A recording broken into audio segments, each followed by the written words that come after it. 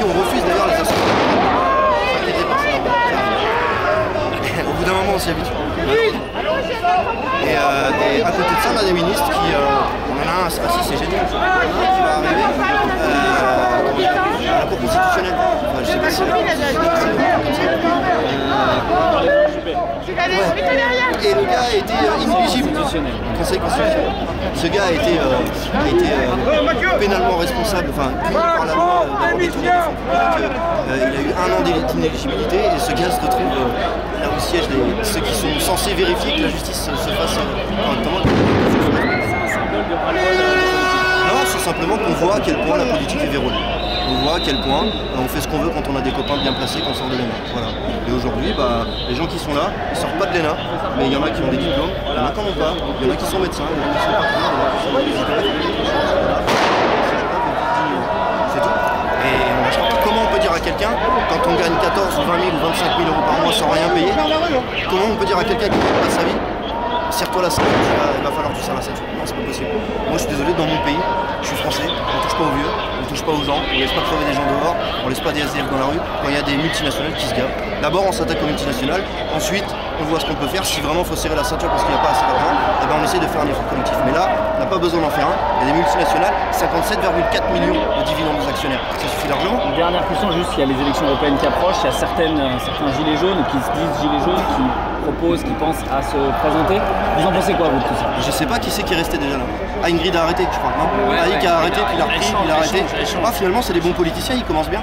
Ils arrêtent, ils reprennent, ils arrêtent, ils reprennent. Ingrid a... Bon, c'est pas trop ce qu'elle fait. Elle veut pas. C'est pas trop. Aïk, faudrait voir son passé, parce que je crois qu'il y a des petits trucs dans son passé niveau politique qui sont pas très clairs. Puis quand on commence à demander de l'aide de quelqu'un qui a aussi eu des problèmes de justice et qui est aussi un ancien politicien, ça commence bien déjà. Enfin, ça commence mal. Mais vous dites en tant que gilet jaune, les gilets jaunes ne doivent pas faire de politique. Moi je dis pas les Européens. Moi je dis qu'en tant que gilet jaune, si on veut poser la question, on la pose à tout le monde. Si vous voulez savoir si les gilets jaunes veulent aller en politique, faites un référendum, posez-leur la question. Moi, ma parole, elle vaut autant que... Je dis pas de liste européenne, je dis que moi, mon avis à moi, c'est que rentrer dans un système qui est vérolé, c'est pas utile. Quand on aura changé le système, il faudra des gens qui soient là pour gérer la fin, faire de la gestion du pays, bien sûr, mais dans ces cas-là, on mettra par exemple des mandats impératifs, des mandats révocatoires, et c'est ce fameux RIC qui vient en ligne de compte.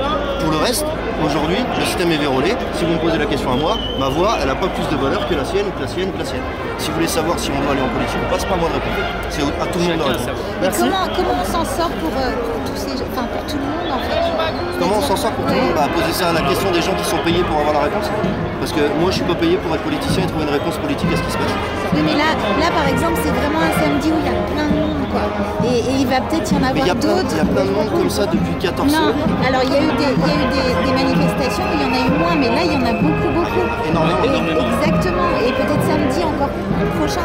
Bien sûr. Comment on s'en sort de tout ça? Parce que les gens, on s'en sort déjà en se disant, bon, je suis président d'un peuple qui dit qu'il en a marre.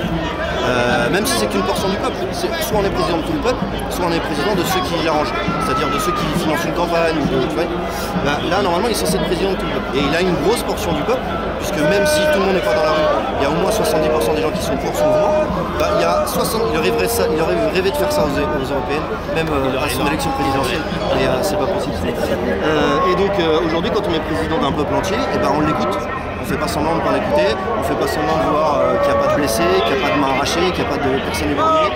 Je vous rappelle quand même que les 3 armes qui sont utilisées pour faire de la gestion du maintien de l'ordre, c'est 20 grammes de trinitrotoluène, c'est un explosif militaire, c'est le TNT.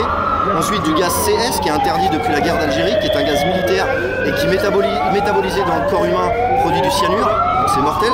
Et la 3e chose, c'est le lanceur de balles. Le lanceur de balles est utilisé avec une munition qui n'est pas celle qui est vendue par le fabricant d'armes et qui normalement est faite pour tirer sur des gens qui ont un gilet léger. Moi j'ai pas de gilet léger de combat, je me trimballe le visage dépouillé, vous voyez, on voit mon visage. Mais voilà, par contre c'est marrant parce que pour réprimer ça, on met quoi? On met des forces de l'ordre, de la brigade anticriminalité ou de la BRI, qui sont visage caché, sans identifiant, avec des armes potentiellement létales, et qui traquent comme des chiens les gens qui portent un gilet jaune sous prétexte qu'on est des opposants. Donc dans un pays des droits de l'homme et du citoyen, traquer ses opposants, c'est pas normal. Ça c'est dans une dictature. on traque ses opposants, on les enferme, on les mutile et on les éborgne dans une dictature. Ah mince, c'est ce qui se passe en France. Donc peut-être qu'on n'est plus en démocratie, peut-être qu'il faut que ça change. Voilà, tout simplement. Et s'il y a autant de monde dans les rues, c'est peut-être que cette chose-là, ce que je dis, il y a peut-être beaucoup de gens qui pensent la même chose. Voilà, c'est tout. Merci. Bonne journée à vous. Merci.